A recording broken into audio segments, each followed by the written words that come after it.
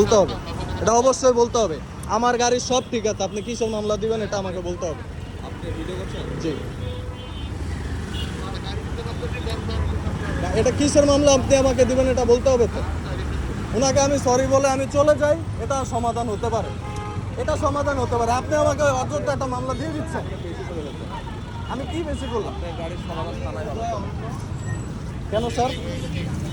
আমি এটার জন্য সরি বলতে পারি, এখানে আমি কোনো বাকবাটন্ডার ভিতরে আমি জড়াতে চাই না। আপনি আমাকে অযথা কাগজ দেখাতে বললেন, আমি কাগজ দেখালাম, আপনি আমাকে মামলা দিয়ে দিচ্ছেন। এখন রেকর্ড করতেছি বলতেছেন থানায় দিতে হবে, এটা তো কোনো সমাধান হতে পারে না। আমি সরি বলতে পারি যে ঠিক আছে আমার গাড়িটা এখানে থেমে গেছে, উনি আমাকে বললো যে ব্যাকে যাইতে পারবেন না, আমি ওনাকে রিকোয়েস্ট করলাম যে আমি একটু ব্যাকে যাই, যেহেতু ব্যাকে গ্যারেজ আছে। উনি আমাকে বললো যে ব্যাকে আপনি যেতেই পারবেন না। ঠিক আছে আমি যাবো না, আমি সোজা গাড়ি ধাক্কায় নিবো, বাইলে যেমনি নিবো আমি সোজা চলে যাব। আপনি আমাকে এসে বললেন কাগজ দেখাতে, আমি কাগজ দেখালাম, এখন আপনি বলতেছেন মামলা দিবেন। তো কিসের মামলা দিবেন? মামলা দেওয়ার পরে আমাকে যদি বলেন যে আপনি আমাকে মামলা দিবেন, তাহলে তো এটা হয় না।